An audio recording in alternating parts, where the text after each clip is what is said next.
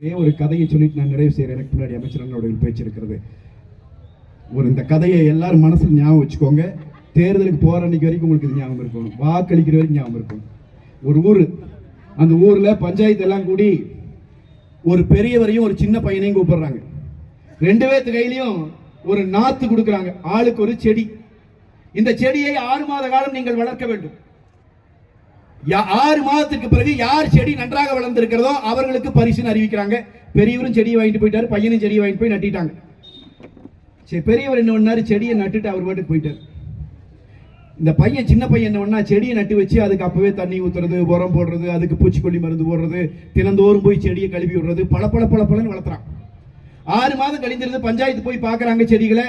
இந்த பையன் வளர்த்துற செடி பல நிக்குது, தளத்தல வளர்ந்து இருக்குது. பெரியவர் வச்சது கரடு முரடா நிக்குது. ஊர் பஞ்சாயத்து பாக்குது, ஐயா பையன் தான் நல்லா வளர்த்திக்கிறான் அப்படின்னு பையனுக்கு பரிசு கொடுத்துறாங்க. இது முடிஞ்சு 2 நாள் கழிச்சு அந்த ஊருக்குள்ள ஒரு புயல் அடிக்குது. புயல் அடிச்ச உடனே இந்த பையன், சின்ன பையன் வச்ச செடி பிச்சுட்டு போயிடுச்சு, புயல் அடிச்சுட்டு போயிடுச்சு. ஆனா பெரியவர் வச்ச செடி ஸ்ட்ராங்கா நிக்குது. இப்ப பையன் பெரியவர்கிட்ட போறான், பெரியவரே இவ்வளவு பார்த்து வளர்த்த செடி புயல் அடிச்சுன்னு போயிடுச்சு, பரிசு கூட நான் தான் வாங்கியிருந்தேன், எப்படி நீங்க என்ன பண்ணீங்கன்னு கேட்டான். பெரியவர் சொன்னாரா, அந்த செய்தியை தான் நீங்க எல்லாரும் ஞாபகம் வச்சுக்கணும்.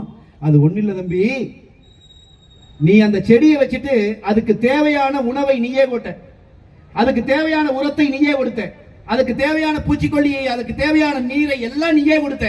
அதனால தனக்கு தேவையானதை தேடி அந்த செடி வேர்விடவே இல்லை அப்படின்னு.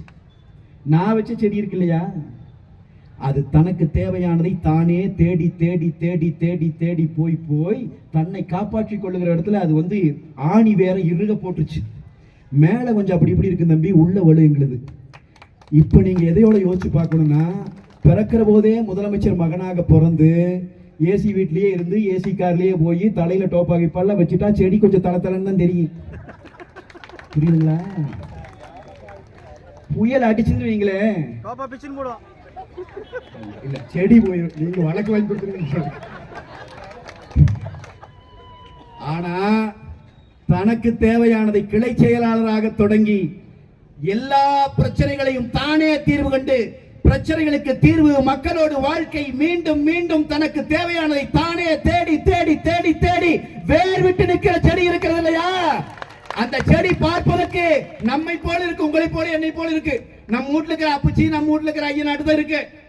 ஆனா வேர்ல வலுனாங்க.